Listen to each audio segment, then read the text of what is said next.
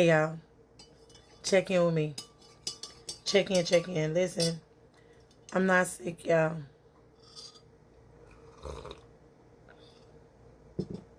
I didn't lose my voice. I literally have allergies. I'm praying for all my allergy people that have like real allergies, not just like sniffles, but the allergies that like affect your being.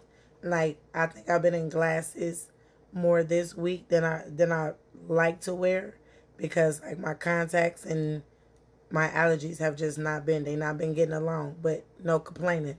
But that's not what I came back for. I came back because listen, I had somebody tell me that they always feel rejected. I always, I'm rejecting them. It's you just reject me on everything I do. Like, okay.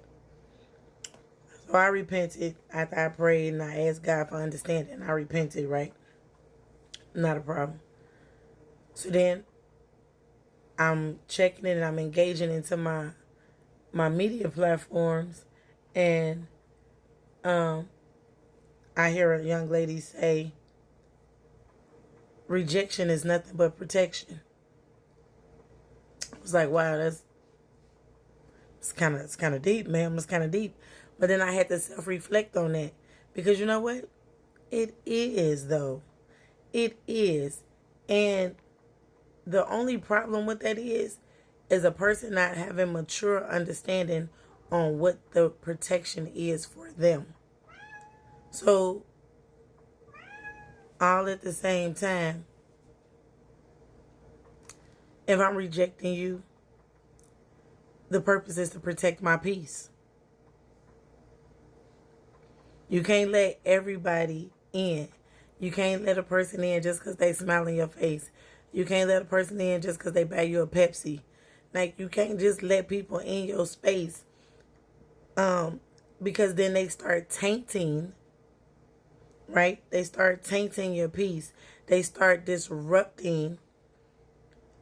They start infiltrating, right? So to reject you is to protect me. Well, baby, you can't live rent free in my head. You just can't live rent free in my head. So with that, let me encourage myself, one, but possibly you too. Do not get distraught when people start saying you're rejecting me. When God is elevating, everybody can't go up with you. It's the same thing backwards. You feel like I'm telling you you can't go to the level I'm at. That ain't on me. The level I'm going to and the level I'm at and the next level I'm growing into, that's not on me personally as an individual to bring you to that level. Now, as a person with compassion and understanding and no child left behind, let me say it that way, I want to say, hey, come on, hold my hand, let's go. But if that's not the Lord's will and that's not the master's plan, then you might feel rejected. You might feel rejected because you don't do the work. You might feel rejected because you operate in a place of continual rebelliousness. You may feel rejected if the truth always hurts, but it's not a form of self-reflection for you. When that person told me that I made them feel rejected, let me tell y'all, I really, on the first hand, I was like, wow, I was real blown away, right? But on the second hand, I was like, let me reflect on that, because how am I making you feel for real? Like, what am I doing directly, indirectly to you that makes you feel that way? Now, there's a thin line between being friendly and being, fragile with yourself, because I think most times people try to abuse certain privileges and characteristics of a person. If I don't speak to you, I don't know if the problem is that you feel like that I was too good to speak to you, or that you didn't consider that I was going through something too and you didn't speak to me. right? So now the feeling of, oh, I feel rejected can be a little selfish, can be a little self-centered, could be a little lack of compassion, right? And so, again, I heard the young lady say, rejection is protection. Well, if birds of a feather flock together, they flock in groups, right?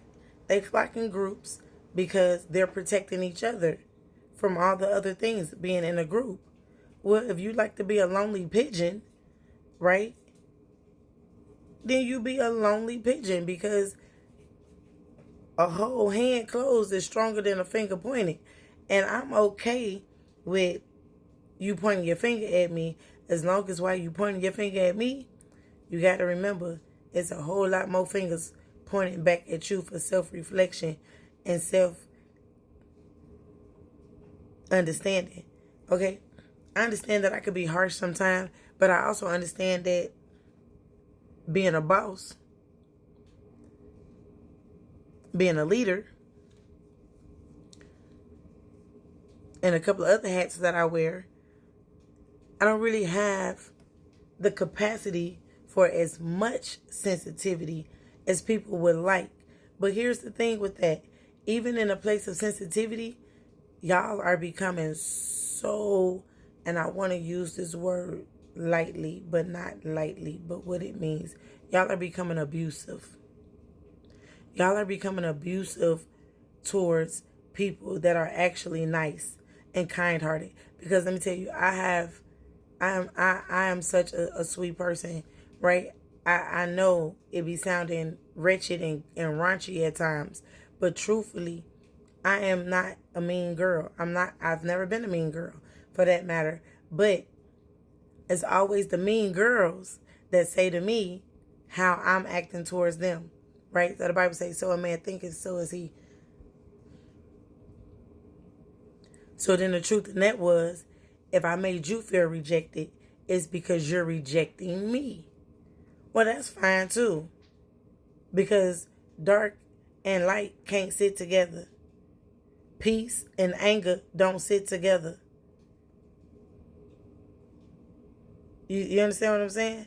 So I'm going to be rejecting everything, everybody, in every situation if it protects my peace of mind.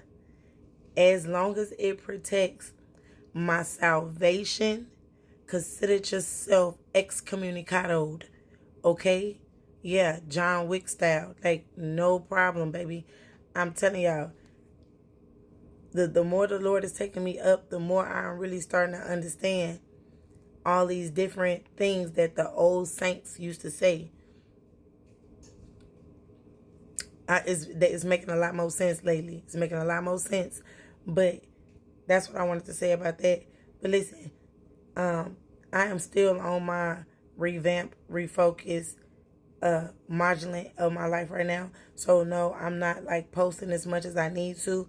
Which, give me a second, I'll be right back with some good materials and whatnot. But I really just wanted to come by and encourage y'all today.